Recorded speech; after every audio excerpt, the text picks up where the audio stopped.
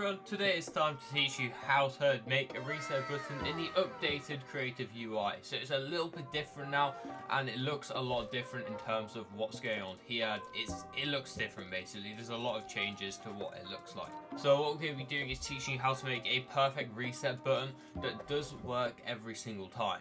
You can see if I was to build in this 1v1 map like so and then press the reset button, it all goes away, the builds do not break, and that is how it's gonna look when it's done. So how do we achieve it? Make sure you like the video if you find it useful, and let's go.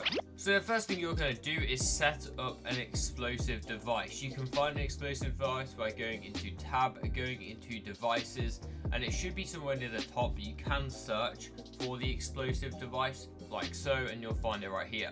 You're going to grab it, place it, and these are the settings you want to have on it.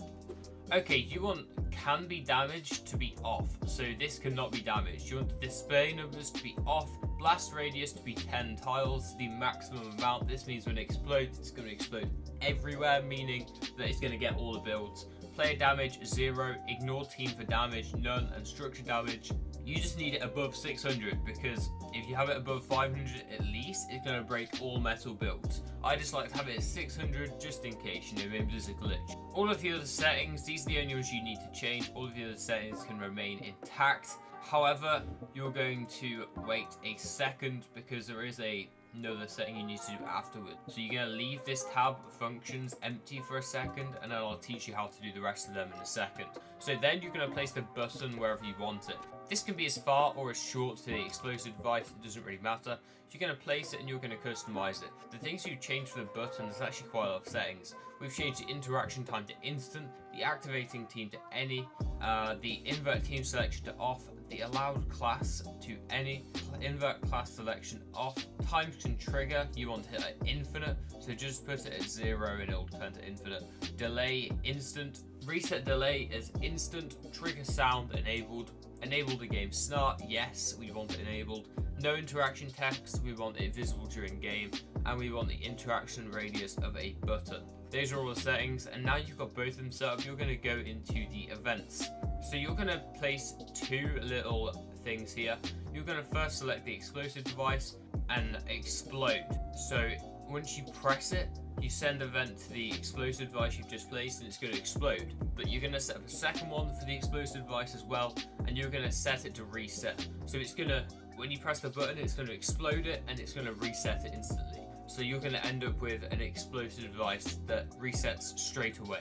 It should look something like this when it's done, and if it doesn't, then you've done it wrong, so do it again. So once you've done that, you should be able to come back over to the explosive device, and if you go into the functions tab, you should see the button on interact explode.